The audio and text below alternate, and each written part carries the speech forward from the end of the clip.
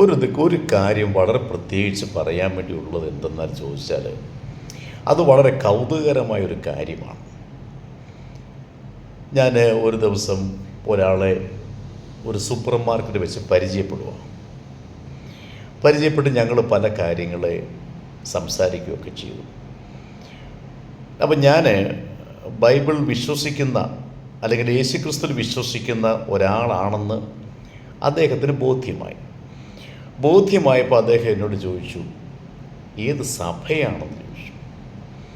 അപ്പം ഞാൻ പറഞ്ഞു, ഓക്കെ, ഞാൻ പറയാം. ഞാൻ സംബന്ധിക്കുന്ന ഒരു സഭയുടെ പേര് ക്രൈസ്റ്റ് ചർച്ച്, അതല്ലെങ്കിൽ മറ്റേത് പറഞ്ഞു കഴിഞ്ഞാൽ ക്രിസ്തുവിൻ്റെ സഭ, ഇനിയും ചർച്ച് ഓഫ് ക്രൈസ്റ്റ് എന്നൊക്കെ അതിന് ബൈബിളിൽ പറഞ്ഞിരിക്കുന്ന പേരെന്ന് ചോദിച്ചു. അപ്പോൾ അദ്ദേഹം പറഞ്ഞു, അങ്ങനെ ഒരു സഭയുണ്ടോ?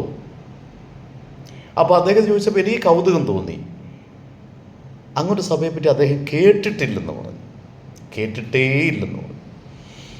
അപ്പം ഞാൻ അദ്ദേഹത്തോട് മറുപടിയായിട്ട് ചോദിച്ചൊരു ചോദ്യം ഇതാണ്, ബൈബിൾ വായിക്കാറുണ്ടോ?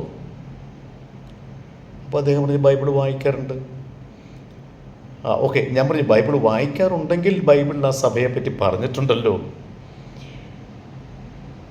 ഒരു സഭയെപ്പറ്റി പുതിയ നിയമത്തിൽ പറഞ്ഞിട്ടുള്ളൂ, അത് യേശുക്രിസ്തുവിൻ്റെ സഭയെന്നാണ്.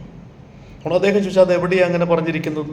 അപ്പം ഞാൻ പറഞ്ഞു, കറക്റ്റ് ബൈബിളിനകത്ത് അത് പറഞ്ഞിട്ടുണ്ട്. അദ്ദേഹത്തോട് ഞാൻ പറഞ്ഞു, വീട്ടിൽ പോയിട്ട് റോമാലേഖനം 16-ാം അധ്യായം 16-ാമത്തെ വാക്യം വായിക്കണം. അവിടെ പറയുന്ന മനോഹരമായിരിക്കുന്ന ഒരു പ്രയോഗം, ക്രിസ്തുവിൻ്റെ സകല സഭകളും നിങ്ങളെ വന്ദനം ചെയ്യുന്നു. ക്രിസ്തുവിൻ്റെ സകല സഭകളും നിങ്ങളെ വന്ദനം ചെയ്യുന്നു. അതിനുശേഷം നമ്മൾ ഗലാത്യ ലേഖനത്തിലേക്ക് വരുമ്പോൾ അവിടെ നമ്മൾ കാണുന്നുണ്ട്, ഗലാത്യ ലേഖനം 1-ാം അധ്യായം 22-ാമത്തെ വാക്യം, യഹൂദിയിലെ ക്രിസ്തു സഭകൾക്കോ ഞാൻ മുഖപരിചയം ഇല്ലാത്തവൻ ആയിരുന്നു എന്ന് പൗലോസ് പറയുക. അപ്പം ബൈബിളിനകത്ത് പുതിയ നിയമത്തിൽ ഒരു സഭയുടെ പേര് പറഞ്ഞിട്ടുണ്ടെങ്കിൽ അത് ക്രിസ്തുവിൻ്റെ സഭയാണ്. മത്തായിയുടെ സുവിശേഷം 16-ാം അധ്യായം അതിന് 16 മുതൽ താഴേക്കുള്ള വാക്യങ്ങൾ വായിക്കുമ്പോൾ നമ്മൾ കാണുന്നത്, യേശുക്രിസ്തു പറയുകയാണ്, ഞാൻ എൻ്റെ സഭയെ പണി. ക്രിസ്തുവിൻ്റെ സഭയെ ക്രിസ്തു പണിയുമെന്ന് പറയുമ്പോൾ ക്രിസ്തുവിൻ്റെ സഭ ക്രിസ്തുവിൻ്റെ പേരിൽ അറിയപ്പെടും. അതാണ് അതിൻ്റെ സത്യം. അപ്പം ക്രിസ്തു സഭയെന്ന് പറയുമ്പോൾ അതിൻ്റെ ടീച്ചിങ്, അതായത് ഉപദേശങ്ങൾ വചനപ്രകാരം തന്നെ ഉള്ളതാണ്. രക്ഷയുടെ ഉപദേശം മുതൽ കർത്താവ് യേശുക്രിസ്തുവിൻ്റെ 2ാമത്തെ വരവ് വരെയും, അതുപോലെ തന്നെ നിത്യതയിലെ ജീവിതത്തിൻ്റെ ഉപദേശവും എല്ലാം വചനപ്രകാരമുള്ള സഭയാണ് ക്രിസ്തുവിൻ്റെ സഭ. നമുക്ക് ആയുസ്സും ആരോഗ്യമുള്ളപ്പം ആ സഭയിൽ വേണം നമ്മൾ വിശ്വസിക്കാനും വചനം പഠിക്കാൻ. അതിനായിട്ട് ദൈവം നിങ്ങളെ സഹായിക്കട്ടെ.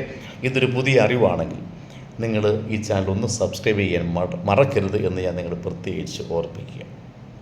Thank you.